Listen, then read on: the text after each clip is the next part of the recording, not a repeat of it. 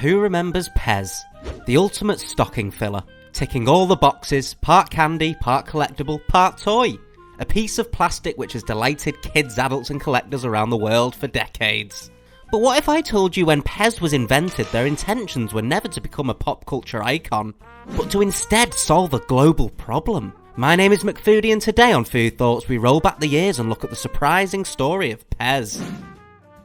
PEZ was created by Edward Haas III, an Austrian businessman who is a huge anti-smoking advocate, whose goal with PEZ was to help people to cut down or quit smoking altogether. A company historian at PEZ, Sean Peterson, writes that Haas wanted to create a tablet that would not only refresh one's breath, but could also help consumers who are anxious to cut down on smoking or overeating. They were originally made by compressing confectionery sugar and flavouring with thousands of pounds of force, until each mint held themselves together. Originally sold in metal tins or foil paper wrapping, instead of the fun character-themed dispensers we see today. But more on those later. However, there was a problem. Haas didn't have a clue what to call the product, so he did some brainstorming and took the German word for peppermint, Pfefferminz. He took the first, middle and last letters from the word to create the word we know today, PEZ. PEZ were originally sold as PEZ drops, and were marketed as a luxury item for adults who wanted to stop smoking. Early advertisements boasted the health benefits that PEZ held, and advertised under slogans such as "PEZ makes you smile," "Smoking prohibited, PEZing allowed." However, although they were widely popular, he soon realised yet another problem. People wanted a quick way to pick out the mints with one hand without having to unwrap or mess about with a tin. So Haas hired an engineer called Oskar Uxa to create the solution, and his solution was nothing short of genius. Remember, PEZ was a product designed to stop people smoking, so Uxa worked with this and designed a dispenser which resembled a lighter. It was introduced at the Vienna Fair Trade in 1949.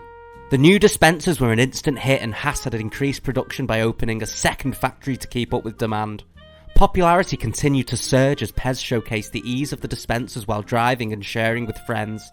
Haas was hungry for more and turned to the American market, but once again faced another problem. Nobody in America wanted to quit smoking in the 50s. So if PEZ wanted to be a global icon, they needed to change and change fast. The company's solution was simple. Ditch the mints in favour of fruity flavours in fun character-shaped dispensers marketed towards kids.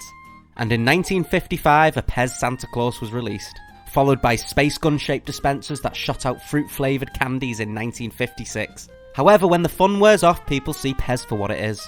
A glorified, overpriced piece of plastic that dispenses candy.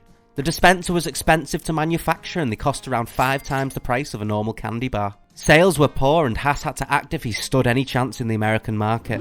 Just a year later, in 1957, they tried again, reinventing their dispensers more similarly to the designs we see today. This helped cut costs and allowed PEZ to re-enter the market at a lower price. They debuted the new design at Halloween of 1957. The new PEZ dispensers were a hit, and the following year the company secured a deal, which would most certainly cement their future in America. A licensing deal for a Popeye dispenser. And in the decades that followed, PEZ landed more and more licensing agreements. And before we knew it, our favourite cartoon and film characters were immortalised as PEZ dispensers. They landed the deals with likes of DC, Marvel, Pokemon and The Simpsons, to name a few.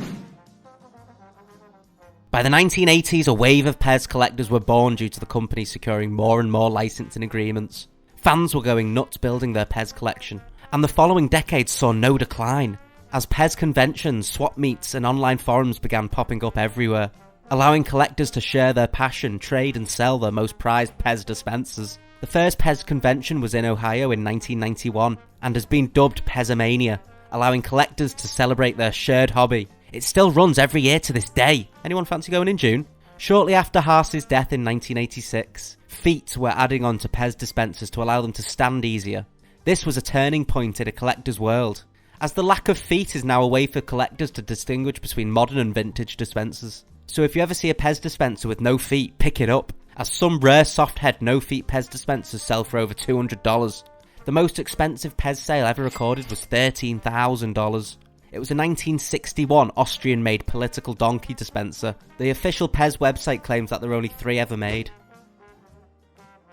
PEZ's impact on pop culture is undeniable.